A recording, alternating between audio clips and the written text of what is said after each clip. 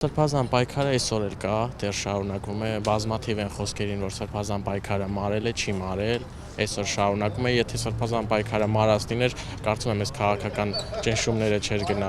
անդամների նկատմամբ, այսօր 18 արդարներ գտնվում են գալանքի տակ, որոշները մի քիչ մեղմտնային կամ բացակայելու արգելքով, բայց ամեն դեպքում Բագրատ Սրբազանից վախեցած են եւ նրան կարծում եմ դեռ շատ երկար կպահեն կալանքի տակ։ Տևական ժամանակ է դատական նիստերը ընթանում են, ձեր գնահատմամբ առհասարակ ինչպիսի տպավորություն ունեք այս նիստերից։ Գործը քաղաքական է, այսօր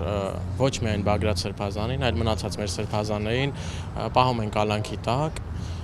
եկեղեցուն հալածելու համար եւ նրանց հեռու պահելու քաղաքական process-ներից, որոնք սպասվում են։ Տեսնում ենք, թե ինչ է կատարվում եկեղեցու շուրջ, հարցակումներ են գնում ամենայն հայոց կաթողիկոսի դեմ ու ցավալին նայա, որ այդ հարցակումները ոչ միայն իշխող քաղաքական ուժի ձեռքով է, այլ եկեղեցու սպասավորների, եպիսկոպոսների եւ մի շարք քահանաների եւ կուզեմ հավելեմ, որ տեղեկություններ ունեմ, այսօր անձամբ դրա մասին խոսել եմ, որ քահանաների ընտանիքների նկատմամբ բռնաճնշումներ են լինում եւ քահանաները վախենում են անգամ իրենց ընտանիքի անդամներին մենակ թողելու, թե ինչի, որովհետեւ սպառնալիքներ են ասել։ Անուններ չեմ տա, ինձ տեղեկություններ են հասել, մամուլում էլ է տարածվել այդ տեղեկությունները, չեմ ուզում անուններով խոսեմ, ելի եմ ասում,